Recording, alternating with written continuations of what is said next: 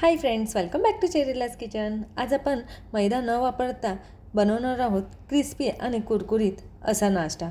अगदी simple recipe आहे. 2 वाटीपासून डबा भरून हा नाश्ता रेडी होतं. तसेच 15 ते 20 दिवस तुम्ही आरामात खाऊ शकता व बाहेर जातानाही ट्रॅव्हलिंगला हा नाश्ता तुम्ही घेऊन जाऊ शकता. तर चला वेळ न वाया घालवता रेसिपीला स्टार्ट करूया. त्याआधी चॅनलला सबस्क्राईब केले नसेल तर सबस्क्राईब करा आणि बेल आयकॉनला क्लिक करायला विसरू नका. तर नाश्ता बनवण्यासाठी इकडे आपल्याला लागणार आहे 2 वाटी गव्हाचे पीठ. तर मी इकडे 2 वाटी गव्हाचे पीठ घेतले आहे. आता या पिठामध्येच अर्धी वाटी रवा घालायचा आहे. रवा आणि पीठ आपल्याला व्यवस्थित मिक्स करून घ्यायचे आहे. इकडे आपले रवा आणि पीठ मिक्स झाला आहे. आता यामध्ये आपण गरम तेल ॲड करणार आहोत. तर मी इकडे 5 चमचे एवढे गरम तेल करून घेणार आहे. इकडे मी पोह्याचा चमचा घेतला आहे, त्याच चमच्याने 5 चमचे एवढं तेल घेतलं आहे. तर तेल आपण आता गरम करून घेऊया. तिकडे आपलं तेल गरम झालं आहे. आता आपण पिठामध्ये ॲड करूया. त्याने आपली पुरी एकदम क्रिस्पी होते. आता हे पीठ आपण तेलामध्ये हळूहळू मिक्स करून घेऊया. तर याप्रमाणे तेलामध्ये पीठ पूर्ण मिक्स करून घ्यायचं आहे आणि याप्रमाणे ह्याची अशी गोटली बनली पाहिजे. तर तुम्ही बघू शकता एकदम तेल पिठामध्ये व्यवस्थित मिक्स झालं आहे. आता हे पीठ मळण्यासाठी आपण पाणी रेडी करणार आहोत.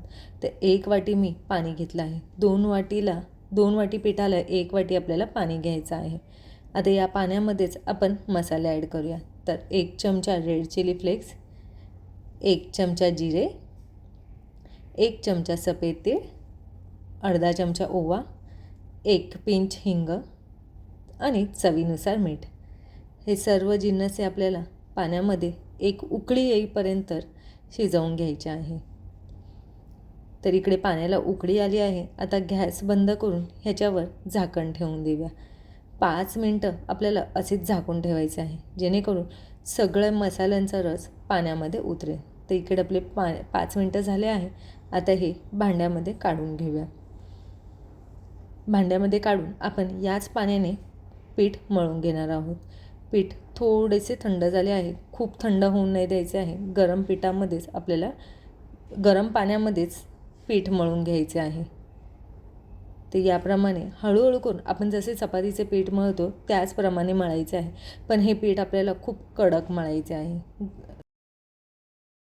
किंवा सेमी सॉफ्ट पण पीठ हे मळायचं नाही. कडक पीठच मळून ठेवायचं आहे. तिकडे मी सर्व पाणी उकळून घेतलेलं पिठामध्ये घातलं आहे आणि थोडं पाणी कमी पडतं आहे, त्यामुळे मी साधे पाणी घेतले आहे. तुम्हाला लागेल तसे पाणी घ्यायचे आहे. इकडे मी 2 चमचेच पाणी घेतले आहे स्टार्टिंगला आणि पीठ मळून घेतलं आहे. तर तुम्ही बघू शकता इकडे मी केवढं घट्ट पीठ मळलं आहे. यावरच 1 चमचा एवढं तेल घालणार आहोत. तेल घालून आपल्याला पीठ व्यवस्थित मळून घ्यायचं आहे.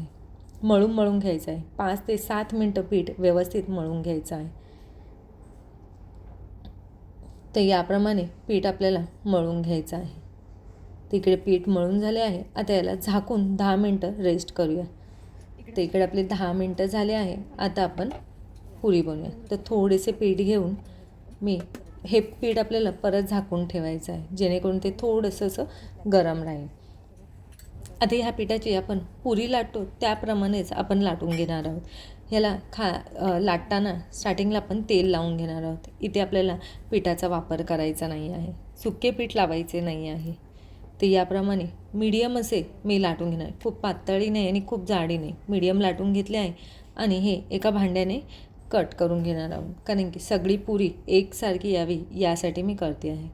आता याला कट करूया. कट करण्यासाठी मी इकडे आपण जो शंकरपाळीचा चमचा असतो त्याच चमच्याने मी हे कट करणार आहे. खूप छान डिझाईन येते. तुम्ही इकडे चाकूने किंवा नॉर्मल चमच्याने पण कट करू शकता. तुम्हाला हवी तशी डिझाईन देऊ शकता. पुरीला मधनंही असे कट करून घ्यायचे आहे, जेणेकरून आपली पुरी फुलणार नाही. आता आपण एक मसाला बनवूया पुरी अजून चटपटा होण्यासाठी. त्यासाठी मी 1 चमचा काश्मीरी लाल मिरची पावडर, 1 चमचा चाट मसाला, पाव चमचा काळे मीठ हे सर्व मी मिक्स करून घेतले आहे. आता आपण पुरी डीप फ्राय करून घेऊया. पुरी तळण्यासाठी मी इकडे तेल नॉर्मल गरम करून घेतलं आहे. खूप जास्त हाय गरम नाही करायचं आहे. आणि एक एक करून आपल्याला पुरी यामध्ये सोडायची आहे. सर्व पुरी आपण यामध्ये सोडून गॅस आपण लोवरच ठेवणार आहे. ही पुरी आपल्याला लो गॅसवरच तळायची आहे.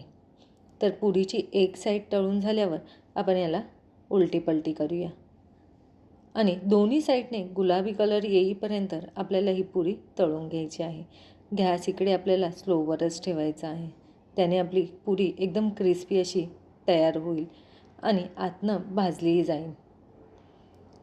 तर तुम्ही इकडे बघू शकता मस्त असा दोन्ही साईडने कलर आला आहे आणि इकडे पुरी तळून रेडी झाली आहे.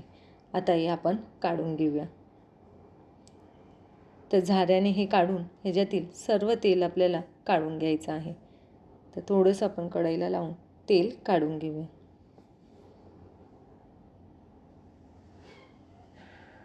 तर इकडे आपली पुरी रेडी झाली आहे. ही पुरी गरम असतानाच यावर आपण जो मसाला बनवला होता तो मसाला आपण स्प्रिंकल करणार आहोत.